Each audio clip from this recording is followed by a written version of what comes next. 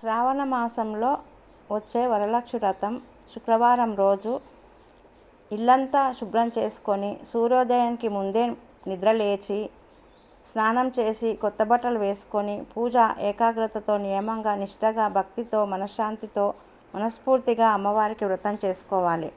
వరలక్ష్మి వ్రతానికి కావలసిన వస్తువులు: కలశం పెట్టుకోవటానికి పీఠము, రాగి చెంబు అయినా వెండి చెంబు అయినా, మామిడాకులు, కొబ్బరికాయలు, కుంకుమ కలర్ బ్లౌజ్ పీసు, అమ్మవారి అలంకరణకు నగలు, కొత్త చీర, లక్ష్మీ ఫేస్ మాస్కు, దీపాలు, ఒత్తులు, ఆవు నెయ్యి, అగరబత్తులు, కర్పూరం, బియ్యము, ముగ్గు వేయటానికి బియ్యం పిండి, మామిడాకులు, పూలదండలు, విడిపూలు, విడిపత్తి, అక్షింతలు, 2 రకాల పళ్ళు, నైవేద్యానికి 9 రకాలైన 5 రకాలైన వంటకాలు చేసి పెట్టాలి. అవి పులిహోర, దద్దోజనం, పెసరపప్పుతో చక్కెర పొంగలి, పూర్ణం బూరెలు, రవ్వ కేసరి, భక్షాలు, గారెలు, బెల్లమన్నం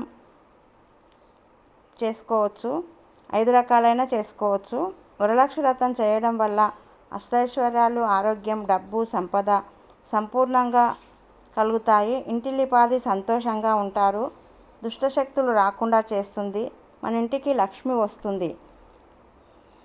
పూజ అయిన తర్వాత 5 మందికి అయినా 11 మందికి అయినా వాయనం ఇస్తే చాలా మంచిది. తమలపాకులు, పోకలు, 2 అరటిపళ్ళు, ఆకుపచ్చవైనా లేదా ఎరుపు రంగు అయినా గాజులు, పచ్చి శనగలు నానబెట్టినవి, పసుపు, కుంకుమ ప్యాకెట్స్. ముందుగా ముత్తైదువలకు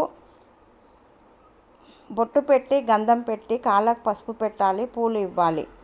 ఇలా చేయడం వల్ల మన ఇంటిల్లిపాది ఆరోగ్యంగా ఉంటారు. లక్ష్మీ కటాక్షం వస్తుంది మనకు.